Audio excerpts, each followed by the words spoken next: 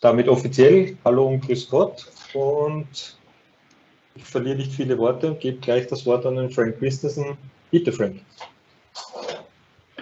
Thank you very much. I hope it's okay that we do this in English. My German is not as practiced and rehearsed as it was last time I was in Austria. But thank you for inviting me. Thank you for giving me this chance. I always love talking football. But you know, in this context, in the AFL context, really I'm nobody. So anything I say here, you're more than welcome to just disregard and ignore and laugh in my face. And if you don't agree with what I say, that's fine. You should listen to your local national supervisors. So anything I say, take it as a piece of advice that you can do with what you want. I will do as I always do. I call it as I see it. I try to never go for the man. I always try to go for the ball anyway, and try to put a constructive spin on it. So when there is criticism, please take it as an opportunity to, take a look at what we're doing and maybe how we can do it better. And as always, I encourage everybody to offer comments and questions. So if there's anything I say that doesn't make any sense, or you want further explanation or clarification, please let me know, because I don't want to be sitting here talking and then, if you don't understand what I'm saying, or if it doesn't make sense, we're wasting everybody's time. So please ask questions if what I say doesn't make sense to you. I've tried to cover all 7 positions. Obviously, with the game film that we have, some positions are more visible than others. So some positions, some officials will be more prominently featured in these than others. So, for example, if you're a field judge, you're not going to get much face time on the video. But have a look at what the side judge does, and most likely, some of the stuff is the same. So, it's not because I'm trying to focus on some people and disregard others. It's just a question of what kind of video we have. All right, let's see if I can share my screen. Let's hope it works just as well as it did when we tested it. Here we go.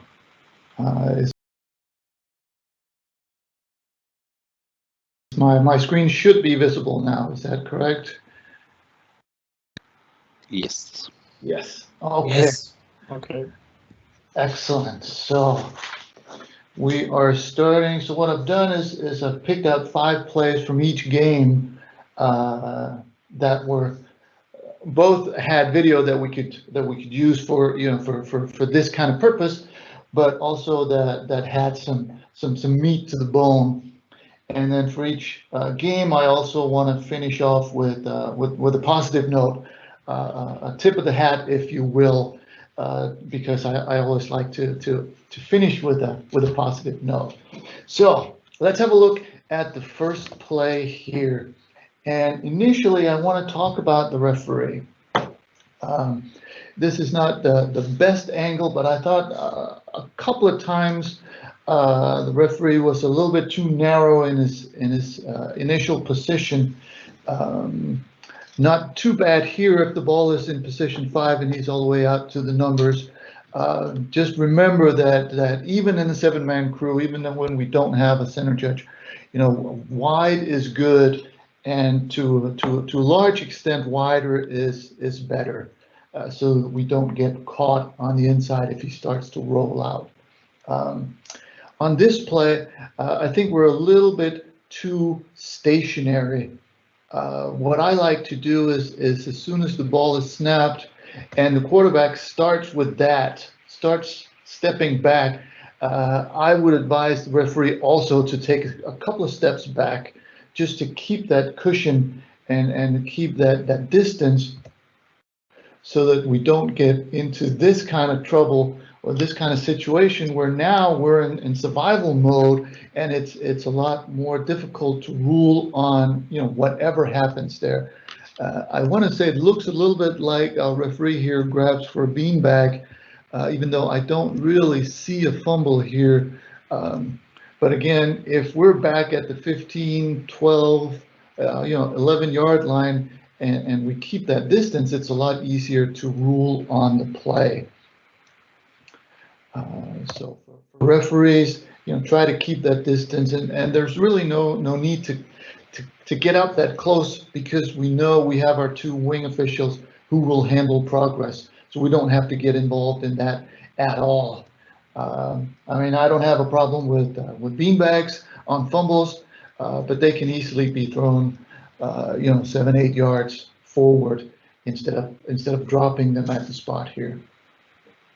The other point I wanted to make here is, and I don't have the subsequent play, but we end up cheating the offense out of about 6 or 7 yards on this progress spot. And I saw a lot of good examples of really good progress spots, but we just have to remember, in situations like this, it's the spot of first contact that's our progress spot. And what I typically advise wings is to take where you think the spot is, give the offense an extra yard, and that's where the spot is. So here, that would be somewhere around the 27-yard line, maybe, in that vicinity. The next down was more or less back here. So we really didn't do a very good job of progress on this spot. So that's certainly something to look at. All right, if there are no questions or comments, we can move on to the next play here. And on this play, we're looking at the side judge up here. Now, I noticed a number of times for the deep officials, not consistently, but a number of times, that we could help ourselves by moving backwards faster. Typically, I tell deep wings to already now take a couple of steps back while you're reading the play. Obviously, when you start on the 5, you don't have to move back as quickly as if we have 50 yards behind us. But the whole idea is that we don't wait and read the play before we move. We're actually moving while we read the play, because when we wait, then those receivers are a lot faster than us. And if we wait and read the play, they're going to run past us. We're going to get burned. So here, if we had moved backwards to the goal line faster, we would have been in a lot better shape. See, now we still have to move, and now we have to spend energy on where's the goal line, where am I positioned. Boy, those players are really close to me. I mean, we're not going to make a whole lot of judgments right now. So if we can move back so that we're at the goal line right now, and we can feel that they're coming closer to us, and we can move back on the goal line extended and keep that cushion, keep that distance, and it's a lot easier to rule on the play. Plus, B5 is not going to run into us or potentially run over us if we're back, behind the G or on the G on the goal line extended. I can't tell if this is the correct ruling, but especially for deep wings, but also for back judges, move back faster and quicker and get into position for the play before the play runs you over. The other thing I wanted to ask here is, okay, let's have a look at the side judge key. The receiver over there, and I know this is primarily mechanics. I just wanted to have a quick look at the block here. So there he engages, and from this angle, it really doesn't look like anything. But if we look at it from the end zone shot, so it's A12 over here on the left side. as he comes up, this right now for the side judge, this should be your key. He's going to the inside. He is the only guy we're looking at right now. And right there is just a slight tug, and really doesn't look like much. You got the shoulder dip. Maybe he loses a step, but if that step is the step he needed to make the tackle, now all of a sudden it becomes an important step that he loses. And right there, from the side judge angle, I'm not sure how much we can see. So I probably wouldn't have called this as a side judge, but from a supervisor perspective, with this angle, it's difficult to say to the defensive coach that this is not enough when it's just enough that the runner gets by him. So if we could have caught this, and this is one of those tricky things where, if we catch it, if we call it, and this is our only angle, it doesn't look like much, right? And then we don't call it, and we get this angle, and it just looks like just enough. So I guess the philosophy here is N over I. If you're going to get it wrong as a no call instead of getting it wrong as an incorrect call. So if you see this on the field and from your angle it doesn't look like it's enough, then let it go. If you have this angle and you see that shoulder dip and you see him lose that step and it springs the runner, then we can go ahead and call it. All right, next one here is we are looking. Frank, one question or one point in the sideline. In this perspective, I would prefer the back judge to move to the hash when the run moves outside to the pylon. So yeah. I would say the back judge should move to the left hash after he sees that the run is on this side. Very good point, and I think we also made that point in the Excel sheet. Okay. But you're absolutely right. We're on the 25, so the back judge should start on the goal line. So really, he's stationary here. So what I would do here is I'm on the goal line, right? So here we can actually read the play a little bit. You have a second or maybe even 2 seconds to read. Is this going to be a short pass or a run where I can stay on the goal line? Or is this going to be a deep pass where the receivers are going into the end zone and I have to move back to the end line? As soon as we see this is a run play. Now I can stay on the goal line. And you're right. As soon as he does that, I would move. Can you see my mouse? Yes. I would move on the goal line all the way out. And you're right. I would probably be out, somewhere between the numbers and the hash even.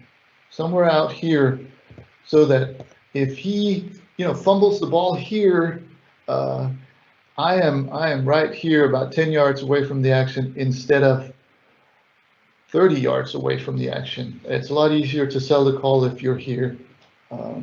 So you're absolutely right. I would move on the goal line to get closer to the action there.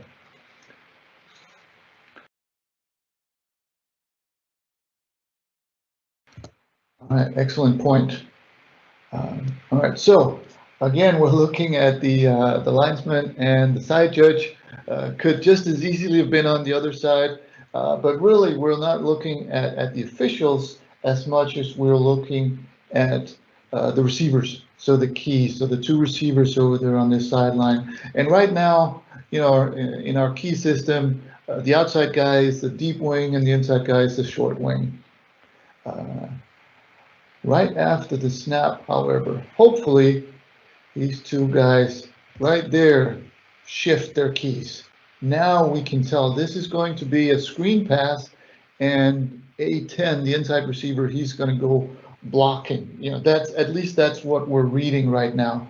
So hopefully the short wing picks up the outside guy so that we can rule on the catch or no catch and all that stuff, and the deep wing can rule on A10 for potential low blocks, potential blindside blocks, all that good stuff.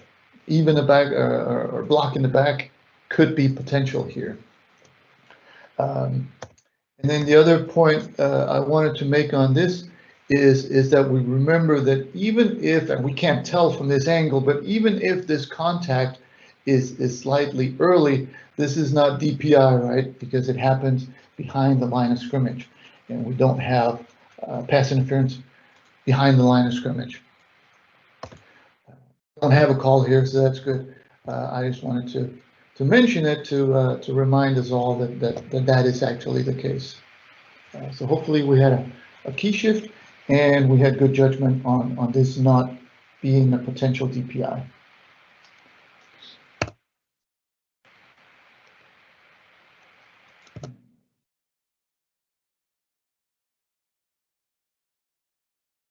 Nice to have that in some view sometimes. All right, we're looking at the field judge, but he's not in the screen. But the field judge has a call for personal foul face mask on the running back.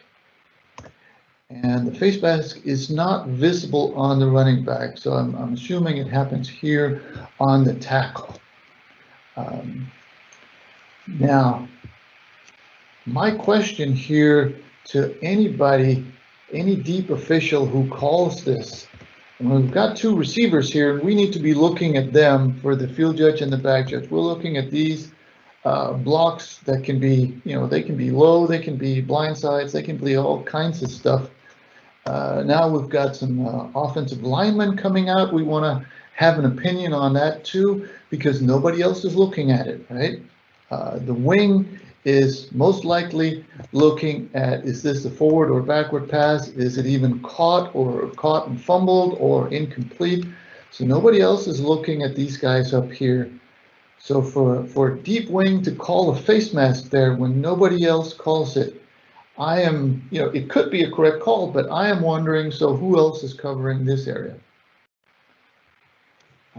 So that's just something to think about. And sometimes I've had this happen as a deep official. Sometimes you just have the perfect angle to that face mask and you can call it, nothing else is happening. I just want to make sure that nothing else is happening and that we're not, sneaking a peek at that runner when we really shouldn't be. And I think in the second game we'll get back to that point again. So I'm not saying this is an incorrect call. I'm just saying that make sure that you're looking in the right area, and it would also be interesting to for the crew to talk about what did the wings see and what kind of communication did we have after this play, which of course I don't know based on this video. Since it was a short wing call, but it was made by the deep wing.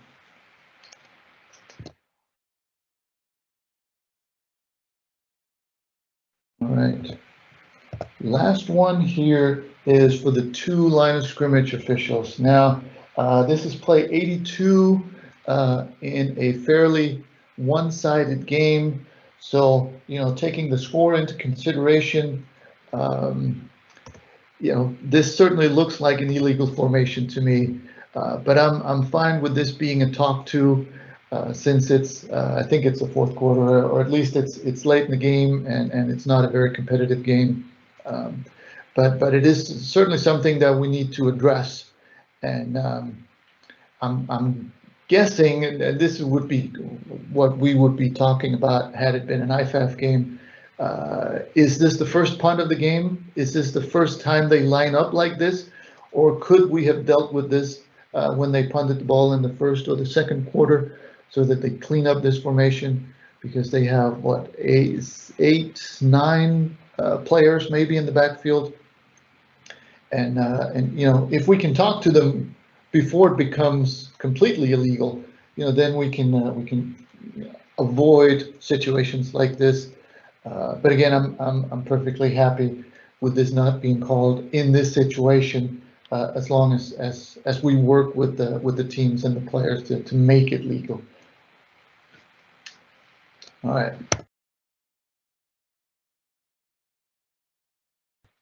And the tip of the hat is actually a progress spot here. So compare it to the last one. It's very similar, where we've got a sack and then he's moved back or pushed back. But after this play, we actually get a progress spot up here around the -1, which would be the 39-yard line. So here we do a really good job where in one of the earlier clips, there's a little bit more work to be done. So, you know, and that pretty much goes for all of my comments. You know, I find these situations where we could have done a better job, but I can also find 2 or 3 similar situations where we did a really good job. So it's just a matter of getting that consistency up a little bit more, because in this situation we did an excellent job getting a good progress spot. So well done by the wings. All right, before we move on to the next game, are there any questions or comments from the first game, or I guess this was the second game, but anyway, this game? All right, does not seem to be the case. All right, then let's have a look at that. Sorry. Moment, Frank. Yeah. Benny Langer. I raised my hand. Frank, it shouldn't be an apologization, but remember it's the first high-speed game in about 1.5 years. So there might be this might be the reason for the inconsistency yet. It could be. So, It could but be. And as I said, it's not no excuse, right? But it's a good point, and it is something that you know, for the first couple of games, you know, where we all need to focus on the basic mechanics and stuff like that, and all of a sudden something happens and blows up in your face because, you know, we're just not at 100% yet. So that certainly is a valid point, but it's also something that we can work on. Well, that's a good point, Benny. All right, any other questions? I keep forgetting that sometimes the questions are asked with a muted microphone, and then it takes a little bit longer. Yeah, just one question from my side. I actually was the side judge in that game. Hey. Just to be clear, there's been different philosophies on how the deep wings should move. Should they really take a step really at the snap, and then read the play, and then, like, if it's a run, then stop again, or should they stay stationary until they know what it's what the play is gonna be? Yeah. So what's your preference? What's the IFF view on this? My preference and the IFF mechanic and philosophy is, as soon as the ball is snapped, you know, right, they ever snap the ball here, right now, take 2 or 3 steps back while you're reading the play. Okay, thanks. And I think there's a if I remember correctly, there's a clip in the next from the next game. If not, there certainly is in the review, because I noticed that in both games a couple of times that we could do a little bit of a better job, and maybe that's just because you've not been used to doing that mechanic. But you know, for the other officials, you know, you read and then react. For the deep officials, you move and then you read. So, but that's a good question, and I'm glad you asked that. All right, let's have a look. Yes. Just one moment. When you say move, it means moving, not sprinting backwards, backpedaling. It's just doing steps and not doing a sprinting, I guess. It's you know, two or three steps backwards, so that if you read that this is going to be a deep pass, you're already moving and you can keep on moving and keep your cushion. Yes, but it's only moving and not running. That's the difference. It's not a sprint, because, you know, if it turns into a fullback up the middle or something short, then, you know, you're free to stop again. There's no reason to all of a sudden be 40, 50 yards away from the play. And that's part of the That's part of the balance of being a deep guy, is keeping the right distance to the play.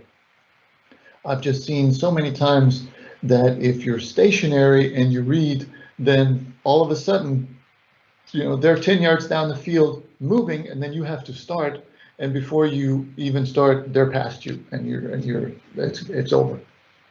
But that's a good point. It's not a sprint, it's just a move while you read.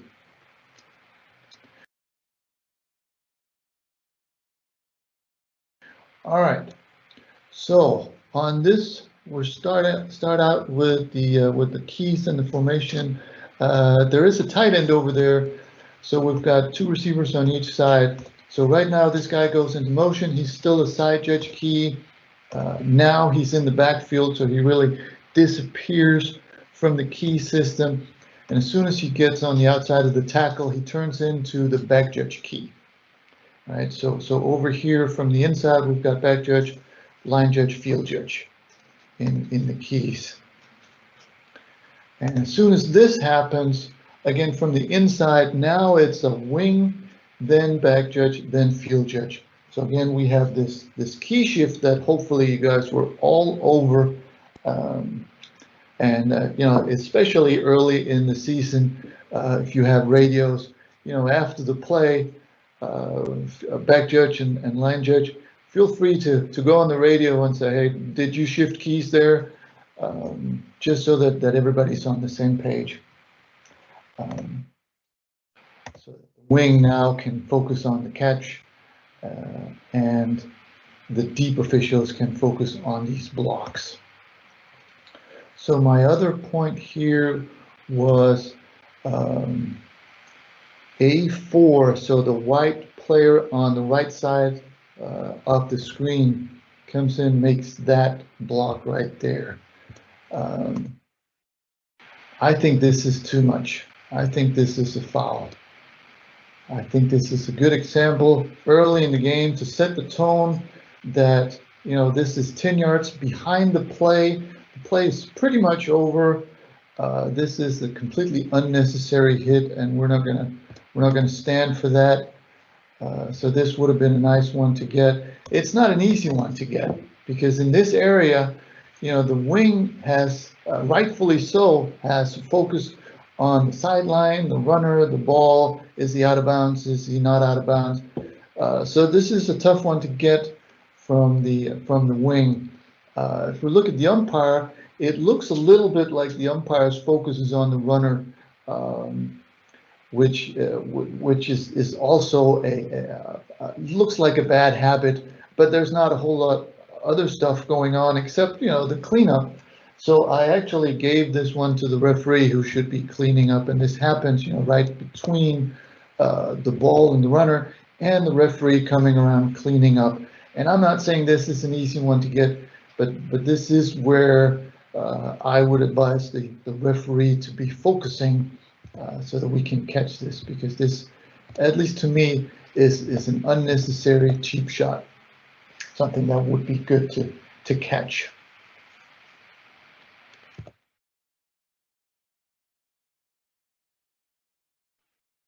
All right, another one for the referee, but really could also be relevant for any of the short wings that are down here on the goal line. So right now it looks like, this referee has beautiful body language here. There's focus, there's concentration, there's everything looks good. My question is, do we have too much focus on a guy trying to catch a ball on the 5-yard line? And could we spend a little bit more of our energy on these guys up here with a potential wedge? I know the backside wing is coming up to look at it also, but if this guy doesn't catch the ball, we can see that out the corner of our eyes, and then we can turn back and rule on the ball and the goal line and all that kind of stuff. I try to condition myself to be looking upfield as long as the ball is in the air, because the ball is not interesting, And really, this guy catching the ball is not super interesting either initially. So maybe we can spend, 50% of our concentration looking upfield, looking at these potential wedges. And from this angle, I can't tell if this is the wedge or not. So I'm just, trying to talk about maybe we can spend a little time for half a second on these players and the potential wedge. And once he drops the ball, now we can come back. We know what happened, out the corner of our eye. We know he muffed the ball. Now we can come back and look at the ball and the goal line and what's going on down there, so that we have those two, the referee and the linesman, looking at the play there, and let the line judge deal with what happens on the 15-yard line. So that's just a piece of advice that you can take or leave as you see fit. We are again. Frank? Yes, sir. I would like to comment on that.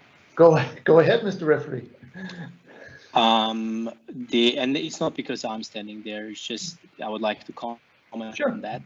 Is that if I prioritize whether or not the player has touched the ball and the ball rolled in the end zone and then something happens there, or whether I have a potential wedge, then I'm honestly going to prioritize to know certainly whether or not the player has touched the football. Yep. That is basically just a priority point of view. Yep. And I'm not throwing an being official here under the bus, don't get me wrong, but that's exactly why we are boxing in the player on one hand side, and the other hand side, the official is walking downfield and looking on that. So with all due respect, and I get where you're going to, a badge is not a safety related foul that I have to pay some attention and potentially miss a touch that is then resulting in touchback or a TD or whatever it is. But it's just a question of the priority, and my priority certainly would be to know exactly what happened when in that situation. I totally agree with you. You guys down there need to know everything that happens with the ball and the touching and the goal line and all that stuff. Once that becomes relevant, that is your number one priority, and that's why we have you guys boxing in the play. My only comment is that, and this is a timing issue also, is that right now the ball is far away. Right now we could be looking upfield. It looks like even now your primary focus is on the player down there close to the goal line. Right? So what I would try to do at least is I would try to accomplish both through timing, so that while the ball is well in the air before it gets there, I would try to sneak a peek up the field just to see if there are any potential wedges. And then I don't call sneak and peek fouls, Frank. That's why I didn't call the late hit on the number 4, because I just saw it in the corner of my eyes.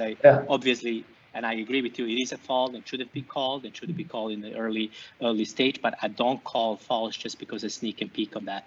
No, and I wouldn't want you to. I wouldn't want you to. And you're, I like the fact that you're making a conscious decision to where you want to focus. My only advice would be to if you want to try to work on maybe getting both in the right timing, which is tough. But again, if you have to prioritize, I would stay on the goal line with that. Absolutely.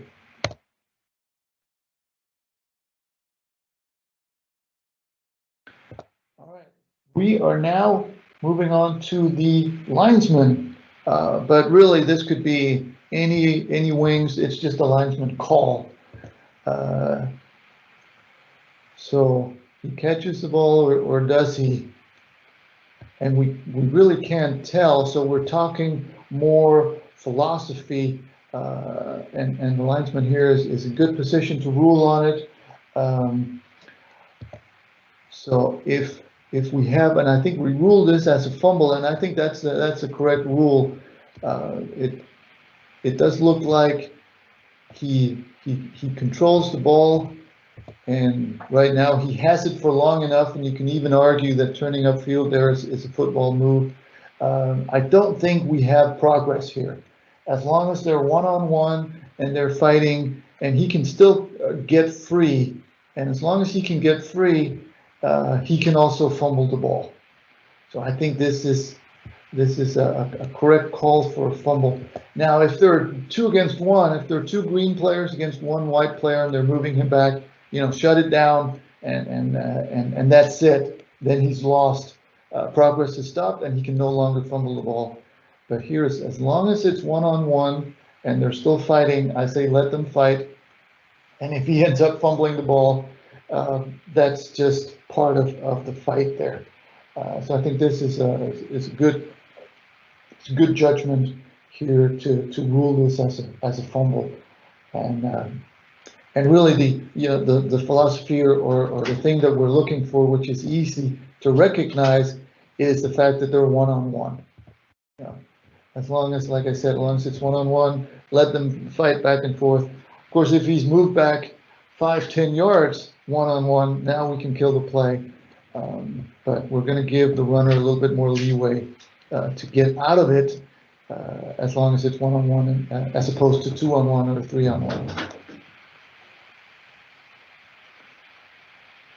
All right.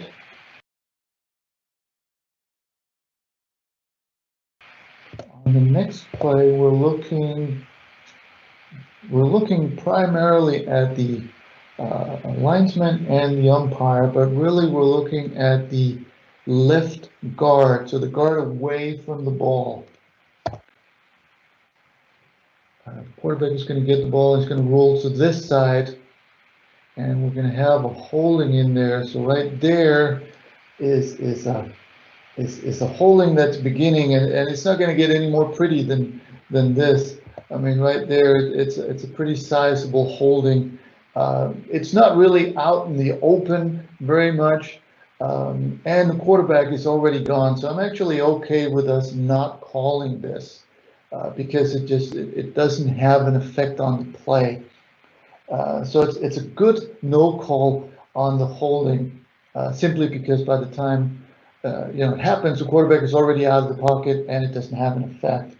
I just want to make sure, and this would be the conversation that we would be having in a post-game review is does anybody see this? Because if I'm looking at the linesman and I'm looking at the umpire, I could be wrong, but it looks like both of these 2 gentlemen are looking at the runner. That could be some rust after 18 months of vacation, but we just need to make sure that we're actually looking in our own area. And if I'm looking at the umpire, especially here, it certainly looks like he's looking out towards the quarterback, where I would prefer to have him still be cleaning up and especially the short wing on the backside there, the linesman should be cleaning up and seeing this. So hopefully we were good. We saw it. We passed on it. If not, we missed it and we got lucky because we don't want to call it anyway. But that's certainly something for next round of games. Is focusing on your own keys as much as we possibly can.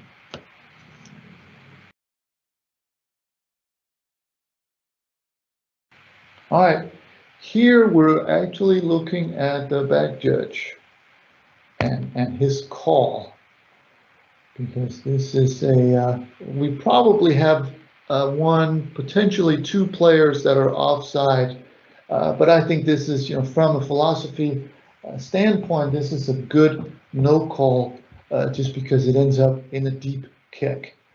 So I'm perfectly fine with this not being called.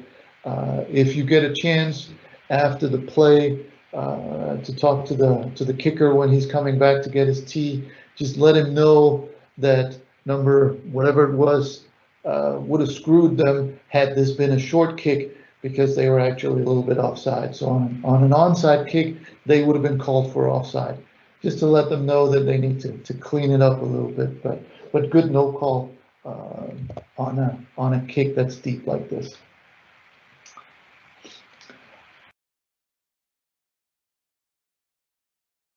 All right, the last clip I have is my tip of the hat from this game, and it goes to the line judge, who does a good job, especially here behind the camera guy. But no, on several occasions, I noticed, we have a play that ends here, and then the line judge comes up here and actually starts killing the clock before we get to the forward progress, and that's a really good mechanic. There's no reason to run sometimes 10-15 yards after we know we need to kill the clock until we get to the spot, and then we signal kill the clock. It's a really good mechanic to stop the clock on the way to the spot. So tip of my hat to this line judge for this good mechanic, and this really looks good, and it's better clock mechanic and awareness of what we need to be doing. So that was 5 plays plus a tip of the hat for each game. I made 3 notes here that you can, if you want to, you can take to your pre-games, next games, which is what, in a week and a half, if you want to, or you can just ignore it. One is do your job. Stay in your own area and trust your crewmates to do their job. And if everybody works in their own area, we get better overall coverage.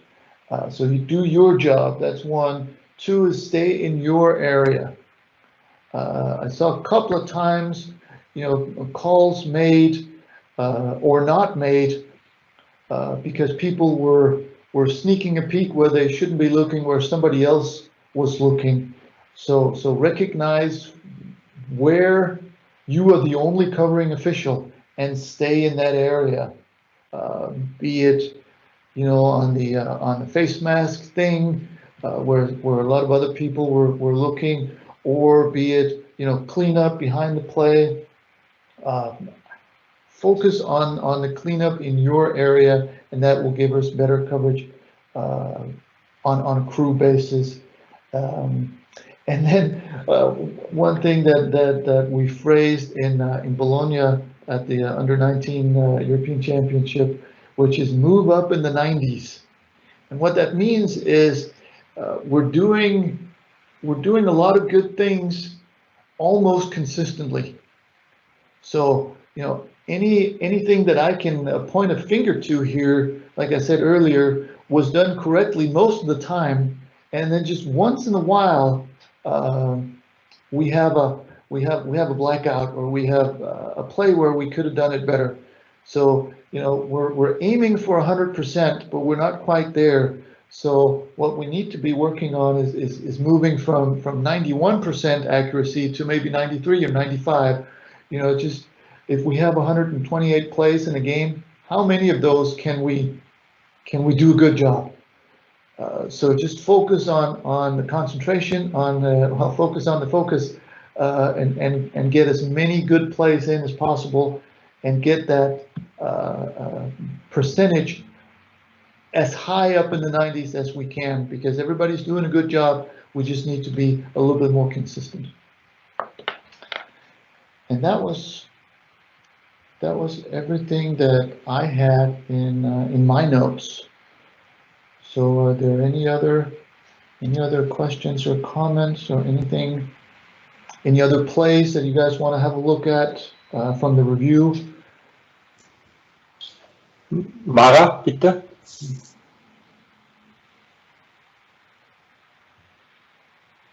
Okay.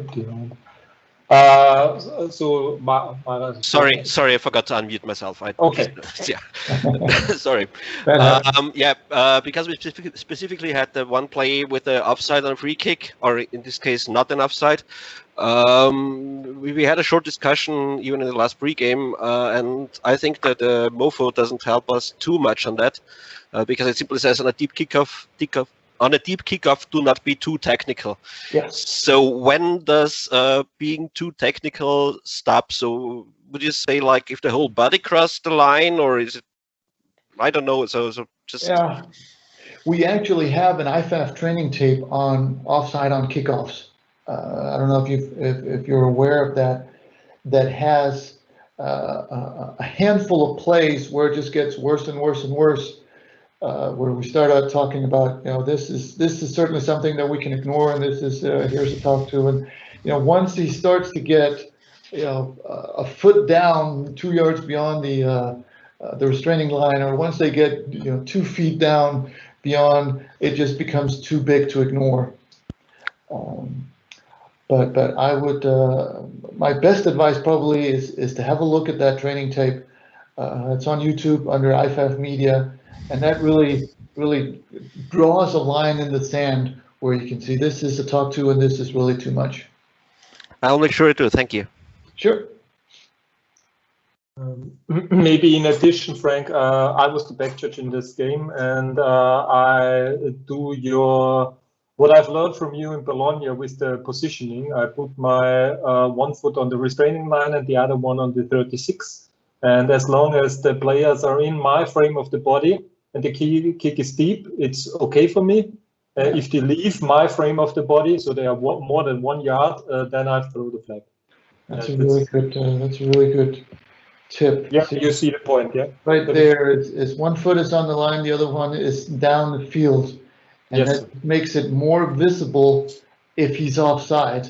If he gets on the other side of you, then he's really offside. Yes. So that's a really good tip. So thank you for mentioning that. All right. Any other good questions or comments, even from the Excel review?